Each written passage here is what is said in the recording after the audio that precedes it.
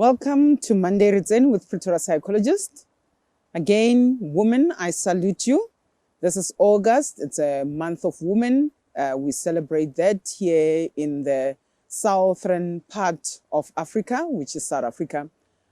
I have recorded a video which you will find on this link last year, where I was talking about the different kinds of abuses, namely emotional, physical, and also the financial or the economical, and also the sexual abuse. Today, I'm going to be giving a case study, and this is a couple that I've seen a year ago, and I'm going to be unpacking what I want to talk about in a form of using this case study. You have heard from Meridian in the past episode that although strides have been made to eradicate the scourge of gender-based violence, we are still very far. As a nation, as the world, as we know, statistics point to the fact that 1 in 3 women and also children are being abused on a number of scales. I saw a couple, as I mentioned, a year ago, and the woman was working in a force that, you will feel that she is empowered to be able to take action against her abusers.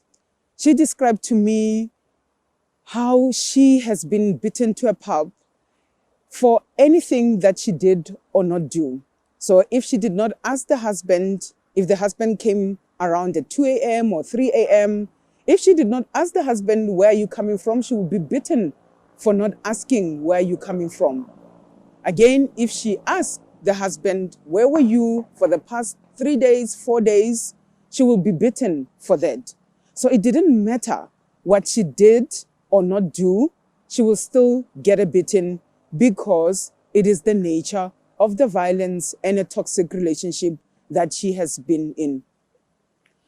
I was shocked, but obviously in the session I could not show my extreme shock because I needed to stay non-judgmental.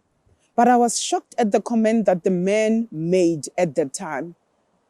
He said very boldly, very proudly, he said whenever he looks at the television and pointing to the wife besides him in a session, he said whenever he looks at the television and he sees gender-based violence being addressed or campaigns or anything that has been talked about, physical abuse with women, he feels like he is a statistic because this woman, and that's how he described it, because this woman has made me to be a statistic.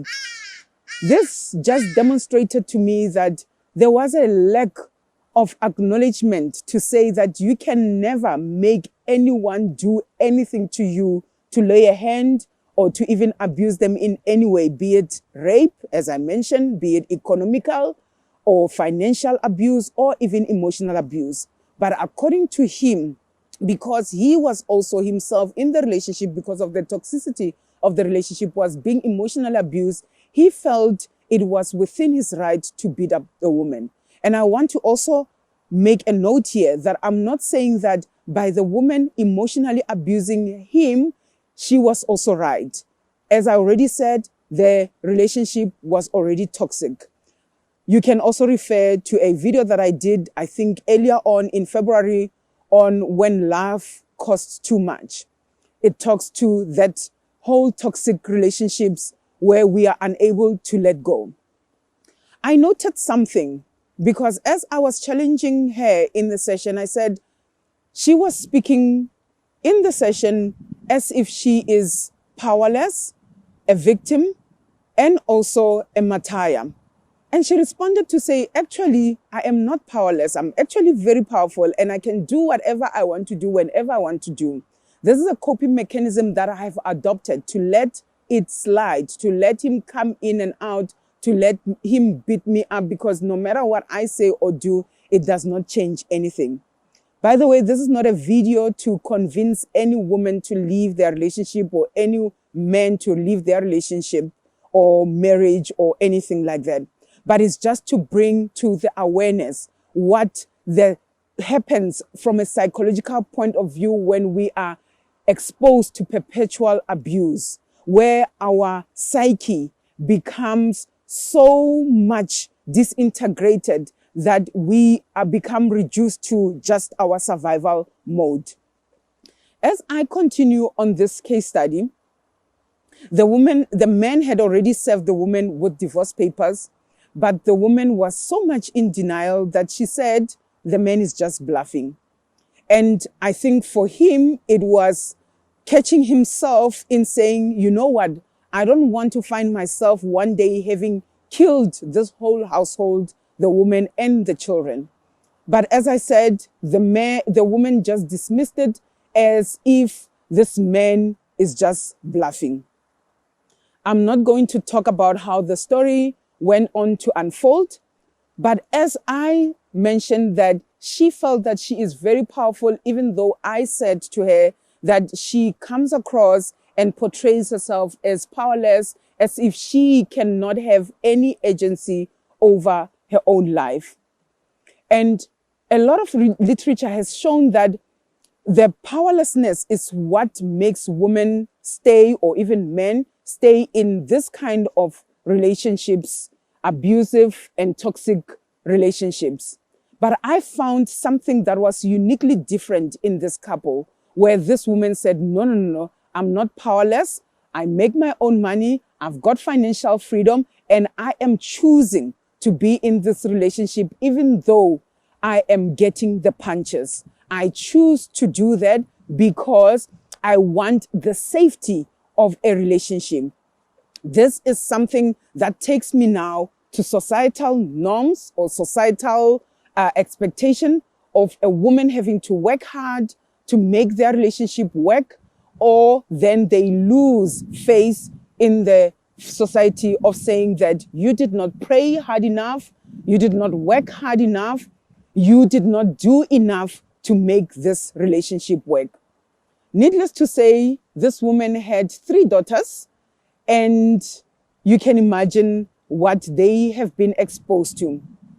I've been talking to a number of other people, obviously in my sessions, coming across people who will say to me, you know, I am staying in this abusive relationship, but yet my own child, my own daughter told me straight in the face, Mom, you are failing me. Most of the time, women stay for the children, but yet it is the same children that get the brunt of what is happening to their mothers. And most of the time, the woman will convince this mother to say, you know what, it's fine for you to leave, or you are failing us. We are turning out this way. We are abusing substances. We are being promiscuous. We are, doing all of these things or escaping from the household because we cannot tolerate seeing you being treated this way.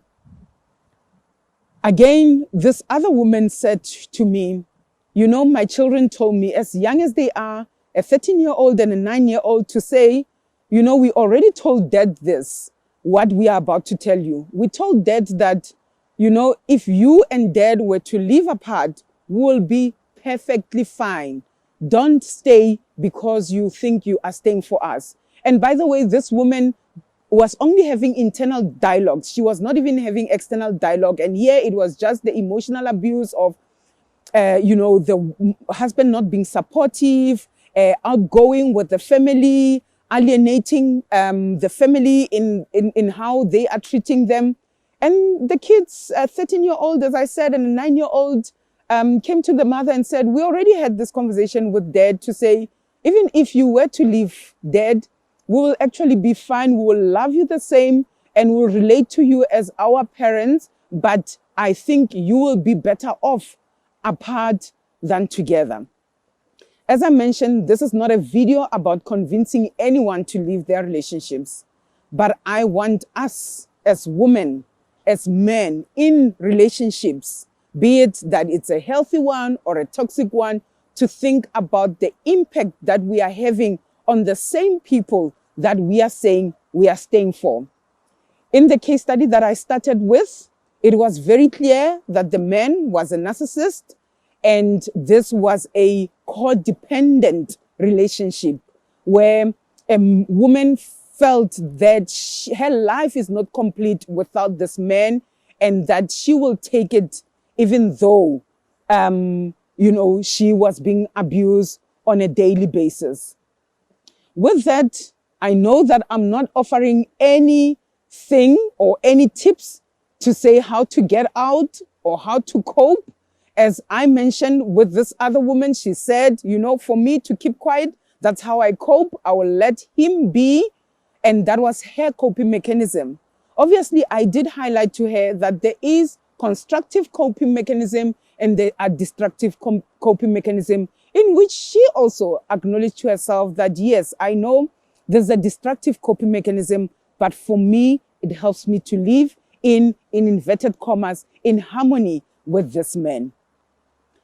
For coping mechanism and for tips, you can go to the video that I pointed to with Meridian, and also the videos that are going to be following, as well as the links that I am posting here, to go back and look at what I discussed last year when I was talking about gender-based violence in the COVID context, as well as coping mechanism. With that said, I hope a woman out there who is listening, or a man out there who is listening and is at risk, can rethink their situation and look at what is power or what is powerlessness, and activate that power for themselves to help the generation that comes after. As I mentioned, most of the time, people stay because of the kids, but it's actually the very same kids who become destroyed in the process of staying. With that, still happy Women's Month, and I will see you next time.